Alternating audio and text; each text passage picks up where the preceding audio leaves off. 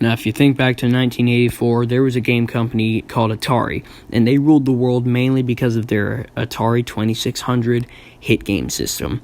But that's not the only reason they were really popular. Why were they popular, you may ask? Well, this is an answer. The Paperboy arcade game released in April of 1984, and it caught on as a very classic game. All you are is a paperboy going around the streets with a handful of papers delivering to houses, which is nice. Now, around the time Paperboy got popular, a system called the Nintendo Entertainment System was released. It had its own share of classics, such as Super Mario Bros., Donkey Kong,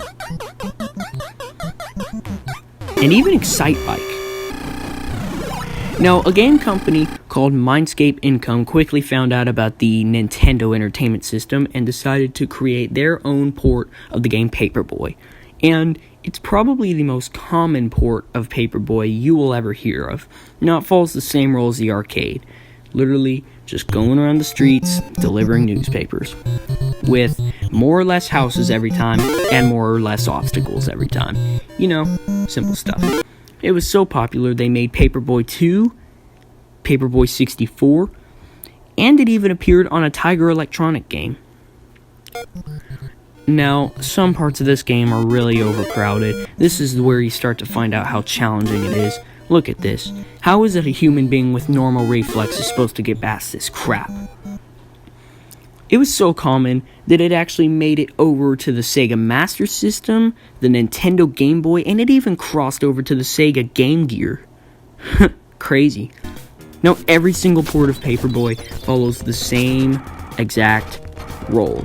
You're a paperboy, going around the streets with a handful of newspapers, delivering to subscribers.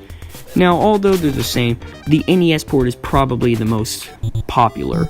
Although it's the same thing, just dying over and over again. You die over and over again and respawn in the street. Let's try again.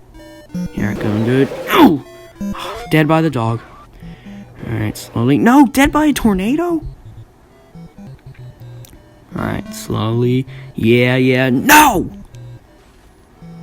Alright, slowly does it. Come on now! Alright, this is the stuff that pisses me off when you're slowly going by an obstacle and you just barely clip the edge and die.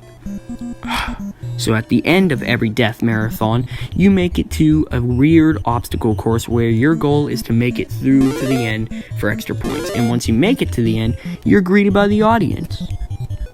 Now, what I didn't mention is before every round, you get this map screen which shows you which houses are subscribers and which houses are non-subscribers. Now, sadly, Wednesday is the third level, but it's also the last level that's actually easy. From then on, it's all downhill. Now, I would be willing to talk about other games like Kirby's Adventure, Contra, or even Mega Man, just because those made a big impact on the NES, but I'm here to talk about the classics such as Paperboy. But some people want to know about the classic Paperboy 2, and it's not really a classic. I'm not a big fan of this at all. As a matter of fact, I really hate it, to be honest. It just doesn't feel like Paperboy, and the music sucks. Listen.